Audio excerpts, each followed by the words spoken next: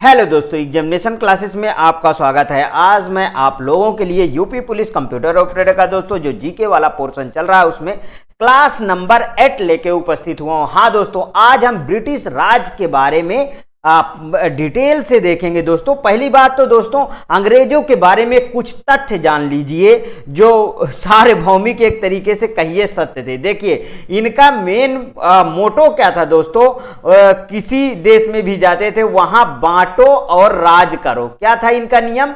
बांटो और राज्य करो, बांटो और राज करो, राज करो। ठीक है, मतलब आपस में जैसे एक राजा को सपोर्ट करके दूसरे राजा पे चढ़ाई कर देना, फिर देखिए उधर मिल जाना, इस पे चढ़ाई कर देना, इस तरीके की इनकी रणनीतियां रहती थी दोस्तों। अगर इसका लाइव टेलीकास्ट आप देखना चाहिए लगभग 200 वर्ष के दरमियान में, तो दोस्तों आप मैसूर के राजा हैदर अली एंड टीपू सुल्तान का राज आप देख सकते हैं, जिसमें दोस्तों उधर तमिलनाडु और इधर मराठाओं से अंग्रेज मिल जाते थे और उसके बाद हैदर अली पे चढ़ाई करते थे दोस्तों। और बता दूं कि ये जो मराठा थे और उधर जो तमिलनाडु में बसे हुए, ये सब में दोस्तों हैदर अली और टीपू सुल्तान से कोई नहीं जीत पाया था। हैदर अली ने कई बार इन पड़ोसियों को हराया था, लेकिन अंग्रेज दोस्तों दूसरी नीति अपनाते थे तो फिर हैदर अली को भी हारना। जबकि दोस्तों एक ऐसा राजा हैदर अली था दोस्तों जिसने कभी भी अंग्रेजों की सत्ता को हावी नहीं होने दिया। उसी तरीके उसका बेटा दोस्तों टीपू सुल्तान ने भी अंग्रेजों के सत्ता को जो है हावी नहीं होने दिया। मरते मरते दोनों मर गए। 4 संधियां हुई, आप जानते हैं 4 बार लड़ाई हुई थी। जैसा कि 1767 से लेके पहले लड़ाई दोस्तों 1769, इस तरीके से फिर 71 से 72, फिर 84, 91-92 और उसके बाद फाइनली जो है टीपू सुल्तान दोस्तों 1799 में जाके लड़ते लड़ते मर गया था। उसके बाद जो है अंग्रेज वहां पे जो है अपनी नीति अपना मतलब कब्जा कर पाए थे। इतना जान लीजिए, ये थे दोस्तों अंग्रेज। अब हम चलिए पहले पुर्तगालियों को से शुरू करते हैं और अंग्रेज तक चलते हैं। आइए चलिए दोस्तों। एक बात और समझ लीजिए, ये जब ईस्ट इंडिया कंपनी थी दोस्तों, तो ये इसमें जो अधिकारी थे ना, वो कम माल में कम पैसों में, ठीक है, कम दाम में, कहिए पैसों में नहीं, कम दाम में व्यापारियों से, किसानों से माल खरीद लेते थे और ज्यादा दाम में क्या करते थे, ज्यादा दाम में ये बाहर या एक्सपोर्ट करके उसको बेच लेते थे। तो ये क्या हुए दोस्तों, ये जो अधिकारी थे तो ये अमीर का अमीर होते जा रहे थे, समझिए।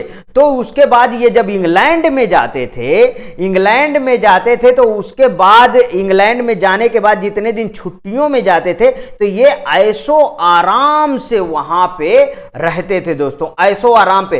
तब इनके अगल बगल और जो इंग्लैंड के लोग थे दोस्तों, तब इनको जानते हैं, इनको एक अच्छे शब्द से जो है इनको पुकारा जाता था कि हाँ भाई आ गए हैं ये, अब वहां से अब ये राजा की तरह हैं और बिल्कुल ऐशो आराम से यहां रह रहे हैं। एक शब्द है दोस्तों, अभी याद आएगा तो मैं आपको बताऊंगा कि इनको वहां पे क्या बोला जाता था। आइए दोस्तों अब इसके बाद शुरू करते हैं। वास्को डिगामा गुजराती पथ प्रदर्शक अब्दुल मजीद की सहायता से भारत के पश्चिमी तट पर स्थित बंदरगाह कालीकट पर 20 मई 1498 को पहुंचा है। दोस्तों पुर्तगालियों ने हमारे इंडिया में बहुत कुछ लाए हैं, जैसे आलू हुआ, ये सब चीजें दोस्तों पुर्तगाली ही लाए थे, ठीक है। हाँ दोस्तों याद आ गया, उनको जो है वहां पे इंग्लैंड में क्या कहा जाता था, नवाब कहा जाता था कि नवाब साहब हैं। अब बताइए, नवाब साहब उनको बोला जाता था क्योंकि वो भाई इतना ज्यादा यहां से लूट के जो है इतना अमीर हो गए कि वहां जाके छुट्टियों में नवाबों की जिंदगी जीते थे, इसलिए उनको नवाब कहा जाता था वहां पे। आइए दोस्तों इसके आगे चलते हैं। कालीकट के तत्कालीन शासक जो है जमोरिन था दोस्तों। केरल, कालीकट कहां पे है दोस्तों? केरल। ध्यान रखिएगा, जितने शब्द बताऊंगा उनको थोड़ा सा हाईलाइट करिएगा। केरल के राजा कौन? जमोरिन ने वास्को डिगामा का स्वागत किए थे दोस्तों। 1505 ईस्वी में फ्रांसिस्को द अल्मीडा भारत में प्रथम पुर्तगाली वायसराय बना था। कब बना था दोस्तों? 1505 ईस्वी में।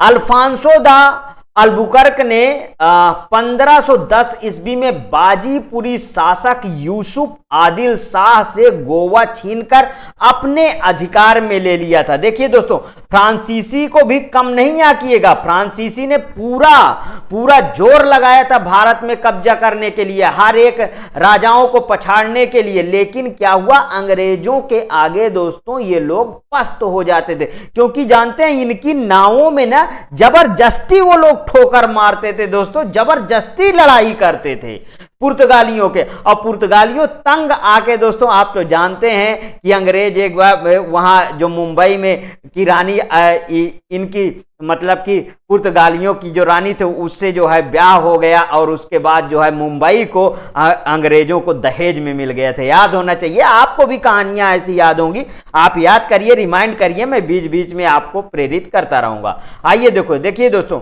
यूसुफ आदिल शाह से गोवा छीनकर अपने अधिकार में ले लिया था पुर्तगालियों ने 1510 में। वेरी मोस्ट इंपॉर्टेंट है, क्वेश्चन इससे बनता है। आगे चलिए, भारत में यूरोपीय व्यापारिक कंपनियों के आगमन का क्रम कैसे रहा उसको देखिए। पुर्तगीज, डच, अंग्रेज, डेन, फ्रांसीसी। पुर्तगीज, डच या पुर्तगाली कहिए, आप पुर्तगीज ना कहिए, ठीक है। अंग्रेज, डेन और यहां पे फ्रांसीसी। यहां पे देखिए, पुर्तगाली आए 1498 में, अपनी भारत की प्रथम फैक्ट्री कहां पे लगाए? कोचीन।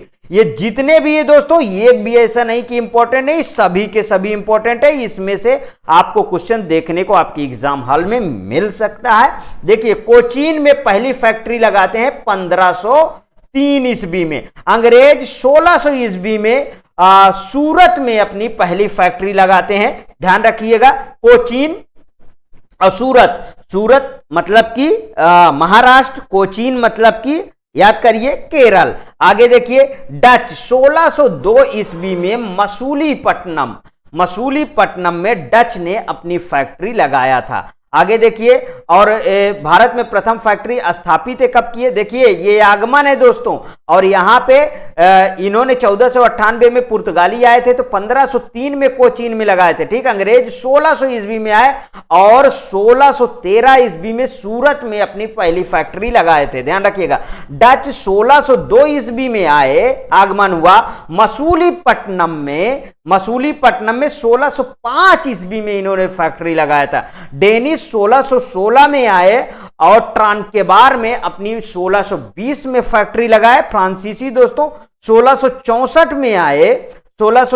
में आए और सूरत में अपनी फैक्ट्री 1668 में इन्होंने स्थापित किया। अब देखिए दोस्तों, सबसे पहले कौन आया? पुर्तगाली। बहुत बार पूछा गया है, सबसे पहले कौन आया? पुर्तगाली। पहली फैक्ट्री कोचीन। ध्यान रखिएगा, अंग्रेज 1600 ठीक में आए, सूरत में अपनी पहली फैक्ट्री लगाए अंग्रेज। डच 1602 में आगमन हुआ, मसूलीपट्टनम में पहली फैक्ट्री लगाई इन्होंने। और डेनिश 1616 में आगमन हुआ, ट्रांकेबार में पहली फैक्ट्री लगाई। फ्रांसीसी ने 1664 में इनका आगमन हुआ, सूरत में अपनी पहली फैक्ट्री लगाई। अब देखिए, अंग्रेज और फ्रांसीसी में कंफ्यूज नहीं होइएगा, दोनों का जो है सूरत है, तो इस बारे में थोड़ा सा ध्यान रखिएगा, दोनों का सूरत है, ठीक है। आगे बढ़ते हैं।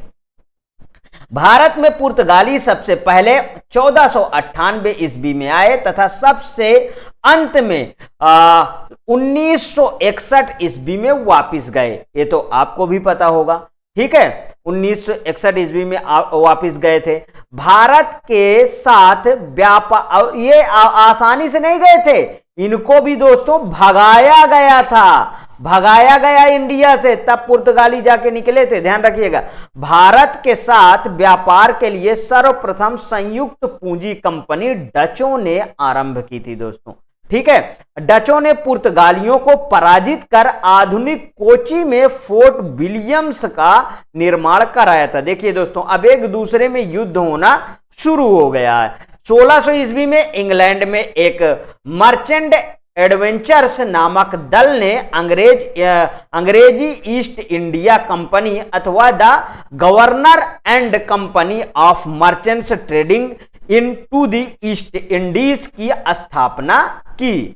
जहांगीर के शासनकाल में इंग्लिश ईस्ट इंडिया कंपनी ने सर्वप्रथम 1611 ईस्वी में मसूलीपट्टनम अथवा मछलीपट्टनम में एक अस्थायी कारखाना स्थापित किया था। अब देखिए, अंग्रेज जो है दोस्तों 1600 में इनकी जो आगमन हुआ, मतलब कि वहां से चले इंग्लैंड से, ठीक है, ध्यान रखिएगा। 1605 में जहांगीर के काल में यहां पे पहुंचे हैं, जबकि जो लेटर लेके चले थे दोस्तों, वे किसका लेके चले थे? अकबर का लेटर। अकबर का ही लेटर अकबर के बेटे को जहांगीर के शासनकाल में 1605 में लेके उपस्थित हुए थे। ध्यान रखिएगा। अब मैं ये यहां पे बता दिया कि इनका यहां आगमन, जैसे ये चार्ट में था, यहां आगमन, ठीक है, आगमन स्टार्ट, तो आगमन का मतलब कि स्टार्ट, ठीक है, ठीक है। अब ये कब पहुंचते हैं वो चीजें आप यहां पर मैं बताता रहूंगा धीरे धीरे, ठीक। स्थापना की थी जहांगीर के शासनकाल में इंग्लिश ईस्ट इंडिया कंपनी ने सर्वप्रथम 1611 में मसूलीपट्टनम अथवा मछलीपट्टनम में एक अस्थायी कारखाना स्थापित किया था।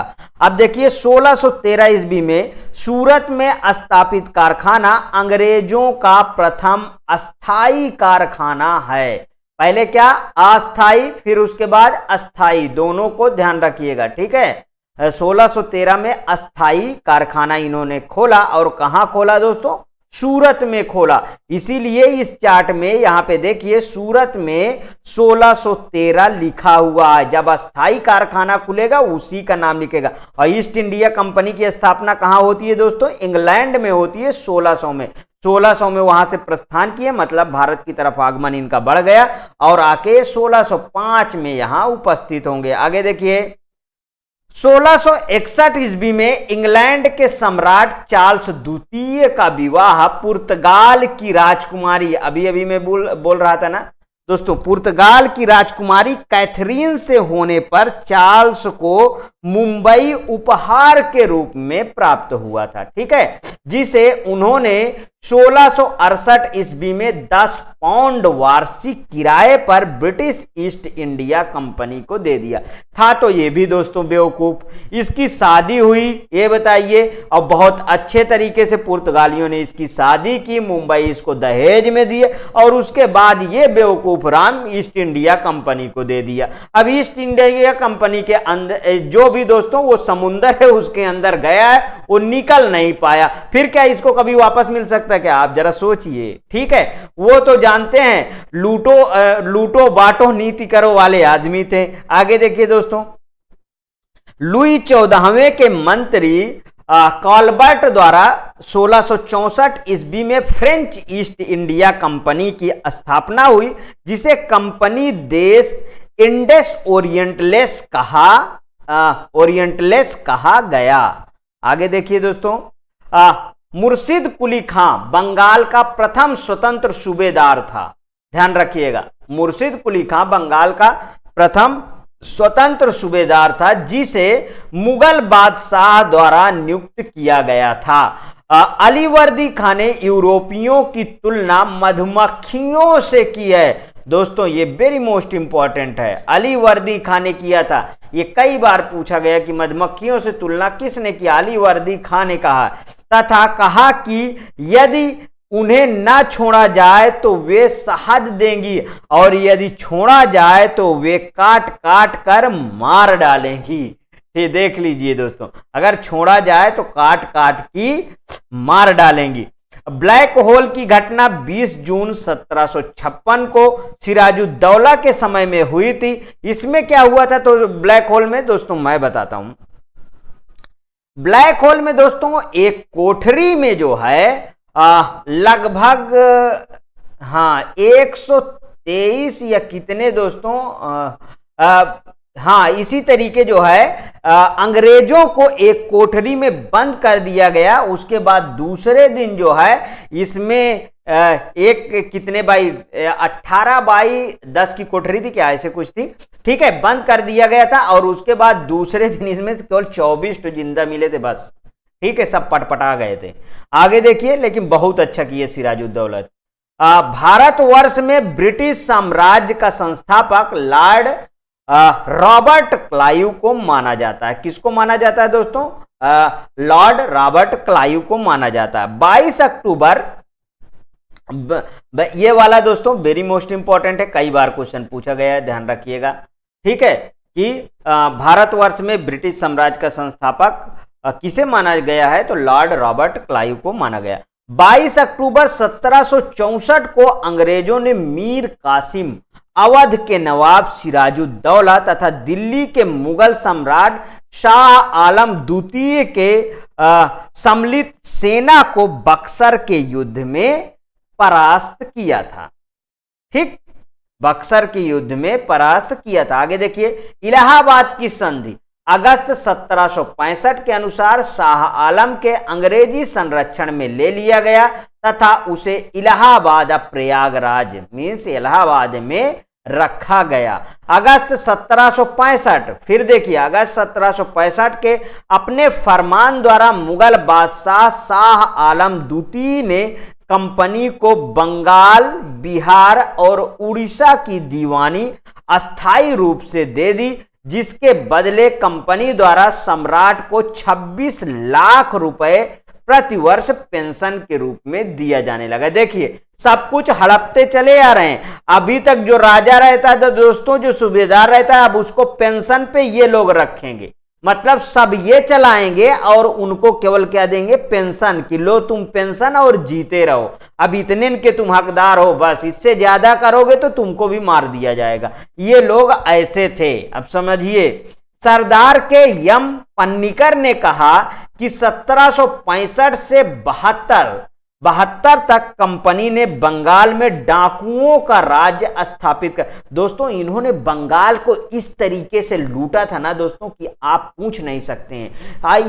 ये क्या करते थे, उस वहां के पूरे खजाने को जो है 1772, हाँ ठीक, क्योंकि 1770 में देखिए, फिर प्रीवियस में चल रहा हूं, थोड़ा समझिए, 1770 में अकाल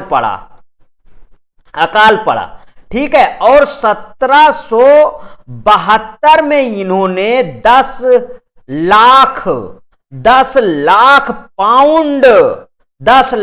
पाउंड जो है ये उसको मतलब कि सरकारी कोष से निकाले, मतलब बंगाल से इन्होंने निकाले और इंग्लैंड ले गए। कितने? 10 लाख पाउंड।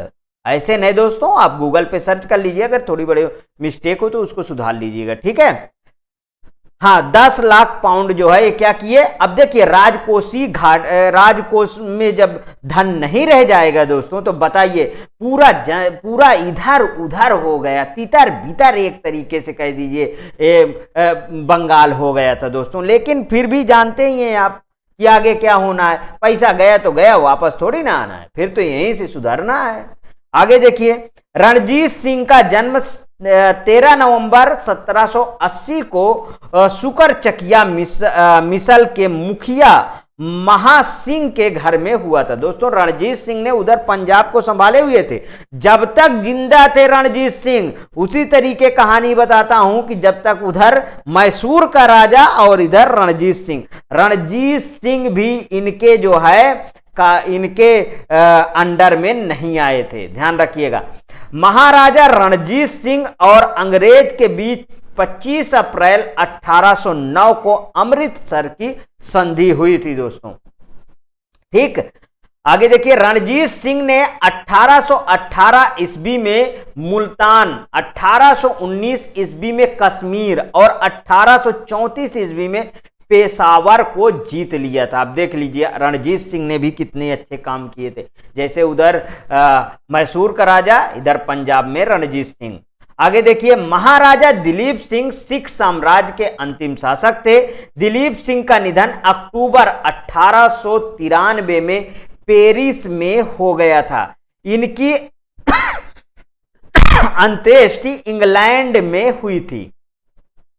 प्रथम आंग्ल मैसूर युद्ध देखिए शुरू हो गया। जो कहानियां बताया था आप समझिए, यहां पे देख लीजिए, जो जो डेट बताया वही डेट आपको मिलेंगे। क्या है, 1767 से 69 में हुआ। ठीक है, 67 से 69 में हुआ था। इसमें दोस्तों हैदर अली विजयी हुए थे। हैदर अली विजयी हुए थे दोस्तों। ठीक है, हैदर अली विजयी हुए थे और अंग्रेजों के साथ संधि हुई थी, ध्यान रखिएगा। द्वितीय आंग्ल मैसूर युद्ध 80 से 84 में के दौरान हैदर अली ने निजाम तथा मराठों के साथ मिलकर अंग्रेजों के विरुद्ध एक मोर्चा बनाया। ठीक, आगे देखिए, टीपू सुल्तान श्रीरंगपट्टनम को अपनी राजधानी बनाया एवं यहां जैकोबिन क्लब की स्थापना की और उसका सदस्य बना। तृतीय आंग्ल मैसूर युद्ध 1790 से 92 को दोस्तों अवसान श्रीरंगपट्टनम की संधि मार्च 1792 द्वारा हुई थी, ध्यान रखिएगा। टीपू सुल्तान चतुर्थ आंग्ल मैसूर युद्ध 1799 में दोस्तों लड़ते लड़ते वीरगति को बंदा प्राप्त हो जाता है के दौरान अंग्रेजों से लड़ते हुए मारा गया। ठीक है, 1793 ईस्वी में कॉर्नवालिस ने भू राजस्व की अस्थायी बंदोबस्त प्रणाली का प्रारंभ किया। इसे इस्तमरारी, जागीरदारी, मालगुजारी एवं विश्वेदारी आदि भिन्न भिन्न नामों से भी जाना जाता है। आगे देखिए, अस्थाई बंदोबस्त के अंतर्गत समूचे ब्रिटिश भारत के क्षेत्रफल का लगभग 19% हिस्सा शामिल था। समूचे मतलब पूरे। ठीक है, रैयतवाड़ी व्यवस्था के जन्मदाता टॉमस मुनरो और कैप्टन रीड थे। ठीक है, रैयतवाड़ी व्यवस्था के, जिन्होंने सर्वप्रथम इसे तमिलनाडु के बरामहल जिले में लागू किया। यह व्यवस्था मद्रास, बंबई के कुछ हिस्से, पूर्वी बंगाल, असम तथा कुर्ग, आधुनिक कर्नाटक का एक भाग में लागू की गई। महलवाड़ी पद्धति में भू राजस्व व्यवस्था कृषक के साथ नहीं बल्कि ग्राम अथवा महल जागीर का एक भाग के साथ स्थापित की जाती थी। ठीक, नेक्स्ट, महलवाड़ी पद्धति उत्तर प्रदेश, मध्य प्रदेश, ध्यान से समझिएगा, पंजाब में कुछ परिवर्तनों के साथ, मतलब कि कुछ नियम बदले गए, लागू की गई, जिसके अंतर्गत कुल ब्रिटिश भारत के भू क्षेत्र का 30% हिस्सा शामिल था। दादा भाई नौरोजी ने पहले लेखों इंग्लैंड डेप्ट to India, poverty and un British rule in India, the wants and means of India तथा on the commerce of India के माध्यम से अपने अफवाह सिद्धांत का प्रतिपादन किया। आगे देखिए, दादा भाई नौरोजी 1825 से 1917 ने 1865 ईस्वी में WC बनर्जी के साथ मिलकर लंदन इंडिया सोसाइटी का गठन किए। दोस्तों ये बहुत बड़े बड़े काम किए थे। आगे देखिए, 1892 ईस्वी में लिबरल पार्टी के टिकट पर ब्रिटिश हाउस ऑफ कॉमन्स के लिए चुने जाने वाले दादा भाई नौरोजी पहले भारतीय थे। नेक्स्ट, गवर्नर जनरल एवं उनकी नीतियां देखिए। गवर्नर जनरल और उनकी वारेंग हेस्टिंग 1772। ठीक है, बंगाल में द्वैध शासन का अंत। अब कौन कौन सा इंपॉर्टेंट है मैं टिक लगाता रहूंगा। ठीक है, लॉर्ड कॉर्नवालिस 1793 अस्थाई बंदोबस्त, ध्यान रखिएगा। लॉर्ड वेलेस्ली 1798 सहायक संधि। विलियम बेंटिंग 1829 सती प्रथा पर रोक, वेरी मोस्ट इंपॉर्टेंट। ठीक है, very most important. Lord Dalhousie 1856 में राज हड़प नीति। ये दोस्तों 100 बार से कम ना पूछा गया होगा अलग अलग एग्जामों में। आगे देखिए, लॉर्ड रिपन 1882 में स्थानीय स्वशासन, ये भी दोस्तों बहुत बार पूछा गया। लॉर्ड डफरिन 1885 में कांग्रेस की स्थापना very most important, Lord Dufferin. Lord Curzon 1895 Bengal विभाजन, वेरी मोस्ट इंपॉर्टेंट, ठीक। नेक्स्ट 1857 की क्रांति का प्रारंभ 10 मई को मेरठ से हुआ था दोस्तों।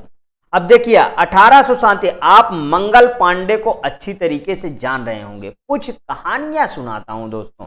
देखिए अब क्या होता था पहले, अब सुअर की चर्बी लगी या गाय की चर्बी लगी ये तो मैं नहीं कंफर्म कर सकता दोस्तों, लेकिन इन्हीं की चर्बियां, दोनों की दोस्तों चर्बियां कारतूस में लगती थी।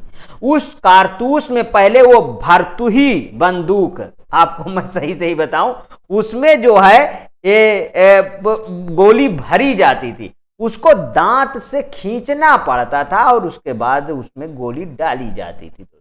इस तरीके का काम को मंगल पांडे ने क्या किया था, विरोध कर दिया था, तभी से ये दोस्तों आग की तरह फैल गई, ध्यान रखिएगा, ठीक है।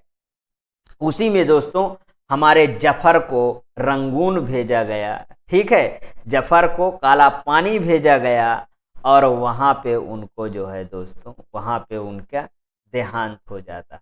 दोस्तों बहुत बड़ी कहानियां हैं, इन कहानियों में मैं तो कहूँगा दोस्तों जफर बहुत ही ताकतवर, बहुत बहादुर थे, बहुत ताकतवर थे, लेकिन अब अंग्रेज के आगे कहाँ किसी की चलती है, ठीक है। और चलती क्या, उनकी दोस्तों जो बेगम थी दोस्तों, वो जो है अंग्रेजों की ओर झुकी हुई थी। सही सही मैं आपको बताऊं तो अंग्रेज ने उसको मिला लिए थे और तभी जो है जफर को ये लोग पकड़ भी पाए थे, नहीं शायद ना पकड़ पाते। जफर जितनी बात करते थे उधर अंग्रेजों को बेगम बता देती थी, तो पूरी डिटेल तो उनको ऑलरेडी पता है। और जबकि बाद में बेगम को भी दोस्तों काला पानी भेज दिया गया था जफर के साथ ही। चलिए आइए देखते हैं दोस्तों, 1857 के स्वाधीनता संग्राम का प्रतीक कमल और रोटी था, ध्यान रखिएगा। 1857 का क्या था दोस्तों, कमल और रोटी, मतलब जहां रोटी बटेगी वहां ये सब होगा, ध्यान रखिएगा। बरेली में रोहेलखंड के भूतपूर्व शासक के उत्तराधिकारी खान बहादुर ने 1857 के विद्रोह की रहनुमाई की। रानी लक्ष्मीबाई, मूल नाम मणिकर्णिका, दोस्तों इनकी तो वीर गाथा अपरंपार है, आप जानते ही हैं, ठीक है। अब इतना समय नहीं कि मैं यहाँ पे हर एक कहानी सुना सकूं, लेकिन दोस्तों इनकी वीर गाथा अपरंपार है। इन्होंने कोई कसर नहीं छोड़ी थी लड़ाई में, दम भर लड़ाई लड़े दोस्तों। और आप जानते हैं दोस्तों उधर नाना साहब को भी जानते हैं, वो सब भी दोस्तों बहुत दम भर अपने लड़ाई लड़े। इसी तरीके दोस्तों बहुत अच्छे अच्छे लोग इन लड़ाइयों में शामिल हुए, लेकिन अब अंग्रेजों के आगे कहाँ चलती है आप तो जानते हैं। यहाँ दोस्तों अब चलिए आइए आगे देखते हैं। का जन्म 19 नवंबर 1835 को गोलघर में हुआ था, ठीक है, जो वर्तमान में वाराणसी में है। कहाँ पे है दोस्तों गोलघर, वाराणसी में है। 14 वर्ष की उम्र में महारानी लक्ष्मीबाई का विवाह झांसी के महाराजा गंगाधर राव के साथ हुआ था, ठीक है। लखनऊ में विद्रोह का, लखनऊ मीन्स अवध, ठीक है, लखनऊ अवध में विद्रोह का नेतृत्व तो बेगम हजरत महल ने किया था।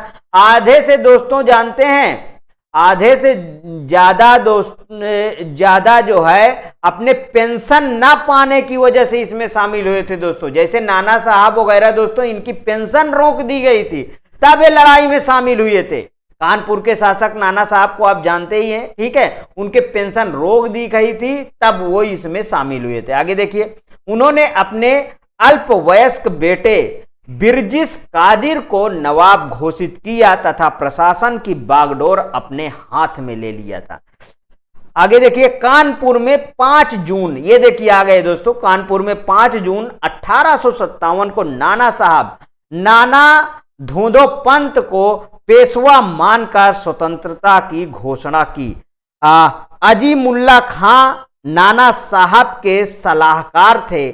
तात्या टोपो दोस्तों एक ऐसे व्यक्ति थे जिन्होंने निस्वार्थ भाव से लड़ाई लड़े थे, इनकी पेंशन उन्शन से कोई मतलब नहीं था और जबरदस्त लड़ाई लड़े थे। ठीक है, तात्या टोपे 1814 से 1859 को रामचंद्र पांडुरंग के नाम से भी जाने जाते हैं। आगे देखिए, 1857 में जगदीशपुर में विद्रोह की अगुवाई करने वाले कुंवर सिंह बिहार के तत्कालीन शाहबाद जिले वर्तमान भोजपुर जिले से संबंधित थे। आउवा के ठाकुर कुशल सिंह ने 1857 ईस्वी की क्रांति में अंग्रेजों और जोधपुर की संयुक्त सेना को पराजित किया था। मौलवी अब्दुल्लाह शाह ने फैजाबाद में 1857 के विद्रोह को अपना नेतृत्व प्रदान किया। आगे देखिए, मौलवी अहमदुल्लाह ने भारत के विभिन्न धर्मानुयायियों का आह्वान करते हुए कहा कि सारे लोग काफिर अंग्रेज के विरुद्ध खड़े हो जाओ और उन्हें भारत से बाहर खदेड़ दो। 1857 के विद्रोह के समय भारत का गवर्नर जनरल लॉर्ड कैनिंग था। दोस्तों देखिए 1857 में, ठीक है, कौन थे? Lord Canning. ठीक है, आगे देखिए, 1857 के विद्रोह के समय बैरकपुर में lieutenant general sir John Bennet Hearsey, ठीक है, कमांडिंग ऑफिसर उस समय के थे। आगे देखिए, उस समय का था का ये थे नहीं, कोई संबोधन की जरूरत नहीं। 1857 की क्रांति के भारतीय सेनापति कौन कौन से थे? जगदीशपुर कुंवर सिंह, ठीक है, भारतीय सेनापति। लखनऊ बेगम हजरत महल, कानपुर नाना साहब एवं तात्या टोपे, झांसी महारानी लक्ष्मीबाई, दिल्ली बहादुर शाह द्वितीय, इन्हीं को मैं दोस्तों क्या कहा? जफर। ठीक है, और ये बहुत अच्छा गाना गाते थे दोस्तों, मेरे पिया गए रंगून इलाहाबाद लियाकत अली, बरेली खान बहादुर खान। ये दोस्तों सब लोग लड़े थे। अब दोस्तों लड़े थे, महान थे, मैं तो कहूंगा कम से कम लड़े तो, हार जीत बात की चीज है। सर जेम्स आउटरम एवं डब्ल्यू टेलर ने 1857 के विद्रोह को हिंदू मुस्लिम षड्यंत्र का परिणाम बताया है। ठीक है, आगे देखिए, वीडी सावरकर ने अपनी पुस्तक the Indian war of independence 1857 में इस विद्रोह को सुनियोजित स्वतंत्रता संग्राम की संज्ञा दी है। ये दोस्तों बहुत इंपॉर्टेंट है, ये वाला पूछा गया एग्जाम में। ठीक है, 1857 के भारतीय स्वाधीनता आंदोलन के सरकारी इतिहासकार सुरेंद्र नाथ सेन, एसएन सेन ने, जिनकी पुस्तक 1857 वर्ष मतलब 1957 में प्रकाशित हुई थी। सर सैयद अहमद खां द्वारा लिखित पुस्तक असबाब ए बगावत ए हिंद 1859 ईस्वी में प्रकाशित हुई थी, जिसमें 1857 के विद्रोह के कारणों की चर्चा की गई थी। 1857 के विद्रोह का सबसे महत्वपूर्ण परिणाम महारानी विक्टोरिया की उद्घोषणा थी। दोस्तों आगे देखिए, यह उद्घोषणा 1 नवंबर 1885 को इलाहाबाद में हुए दरबार में लॉर्ड कैनिंग द्वारा उद्घोषित की गई। इसमें भारत में कंपनी के शासन को समाप्त कर भारत का शासन सीधे क्राउन के अधीन कर दिया गया। 1857 के विद्रोह के ठीक बाद बंगाल में नील विद्रोह 1859 से 60, ठीक है, 1859 से 60 में हुआ। आगे देखिए, सन्यासी विद्रोह 1763 से 1800 ईस्वी में, संथाल विद्रोह 1855 से 56 के ईस्वी के बीच में, तथा पाबना उपद्रव 1873 से 76 ईस्वी में हुआ था। नील बागान मालिकों के अत्याचारों का खुला चित्रण दीनबंधु मित्र ने अपने नाटक नील दर्पण में किया है। वंदे मातरम गीत बंकिम चंद्र चटर्जी की प्रसिद्ध कृति आनंद मठ से लिया गया है। ये दोस्तों वेरी मोस्ट इंपॉर्टेंट है। ठीक है, इस उपन्यास का कथानक सन्यासी विद्रोह पर आधारित है। पश्चिमी पंजाब में कूका आंदोलन की शुरुआत 1840 ईस्वी में भगत जवाहर मल द्वारा की गई, जिन्हें मुख्यतः सियान साहब के नाम से पुकारा जाता था। ठीक है, आगे देखिए। इनका उद्देश्य सिख धर्म में प्रचलित बुराइयों और अंधविश्वासों को दूर कर इस धर्म को शुद्ध करना था। पागलपंथ एक अर्धधार्मिक संप्रदाय था जिसे उत्तरी बंगाल के करम शाह ने चलाया था। पागलपंथ। आगे देखिए। फराजी लोग बंगाल के फरीदपुर के हाजी सरियतुल्ला द्वारा चलाए गए संप्रदाय के अनुयायी थे। खोद जनजाति के लोग तमिलनाडु से लेकर बंगाल और मध्य भारत तक फैले विस्तृत पहाड़ी क्षेत्रों में रहते थे और पहाड़ी क्षेत्र होने के कारण वे वस्तुतः स्वतंत्र थे। इन्होंने 1837 से 56 ईस्वी तक अंग्रेजों के विरुद्ध विद्रोह किया था। खोद जनजाति वाले लोग, देखिए दोस्तों, जनजाति वाले लोग कितना लड़ते थे अंग्रेजों से, लेकिन जो लोग और थे वह आराम से घर में रहते थे। छोटा नागपुर क्षेत्र में कोल विद्रोह का नेतृत्व 1831 से 32 ईस्वी में बुद्धू या बुद्धो भगत ने किया था।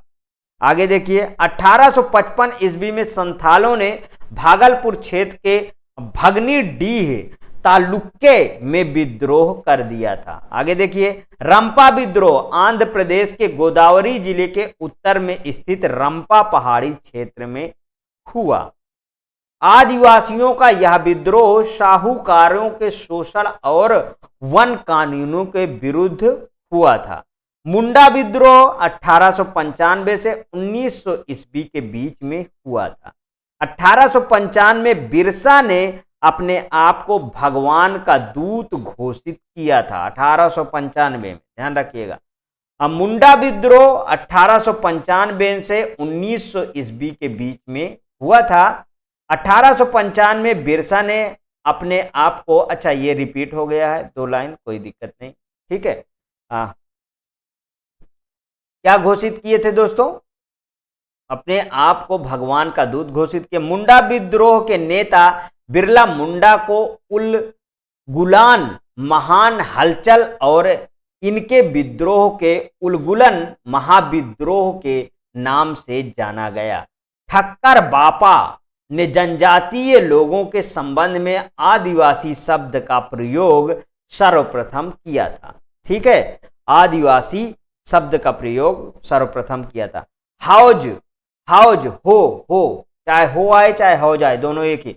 विद्रोह 1820 से 21 ईस्वी में हुआ था, जिसका केंद्र बिहार का संथाल परगना था। आगे देखिए। खैरवार आदिवासी आंदोलन भागीरथ मांझी के नेतृत्व में 1874 ईस्वी में हुआ था। मोपला विद्रोह केरल के मालाबार क्षेत्र वर्ष 1921 में हुआ था दोस्तों, ये बहुत इंपॉर्टेंट है। अमोह विद्रोह 1828 में प्रारंभ हुआ था। इसके नेता जो है गोमधर कुंवर थे दोस्तों। ताना भगत आंदोलन का आरंभ उरांव आदिवासियों के मध्य वर्ष 1914 में छोटा नागपुर में हुआ था। इस आंदोलन के नेतृत्वकर्ता जतरा भगत, बलराम भगत और देवमेनिया भगत आदि थे दोस्तों। कुकी विद्रोह 17 से 19 मणिपुर एवं त्रिपुरा में। कूका विद्रोह 1840 से 72, कुकी अलग है कूका अलग है दोस्तों, ध्यान रखिएगा। पंजाब में पाबना विद्रोह 1873 से 76 बंगाल में हुआ था। महात्मा गांधी और उनकी विचारधारा से प्रभावित होने वाले पहले जनजातीय नेता जदो नाग, मतलब जोड़ा नाग थे। जोड़ा नाग मणिपुर के नागा जनजाति के अग्रणी स्वतंत्रता सेनानी थे दोस्तों, ये बहुत बड़ी बात, ठीक है, वेरी मोस्ट इंपॉर्टेंट। ये रहे दोस्तों आज का 8वां पार्ट खत्म होता है। इसके बाद या अगला नेक्स्ट पार्ट जल्द से जल्द आपके सामने प्रस्तुत करूंगा। यदि आपको पसंद आता है तो प्लीज़ और प्लीज़ मेरे एग्जामिनेशन चैनल को आप सब्सक्राइब कर लीजिए, मेरा वीडियो लाइक करिए, ज़्यादा से ज़्यादा दोस्तों में शेयर करिए। अपनी प्रतिक्रिया कमेंट बॉक्स में ज़रूर दीजिए दोस्तों, क्योंकि आपके एक कमेंट से मेरा हौसला बुलंद रहता और मैं उसी तरीके लगातार आपको वीडियो देता रहूँगा। ओके दोस्तों, थैंक यू।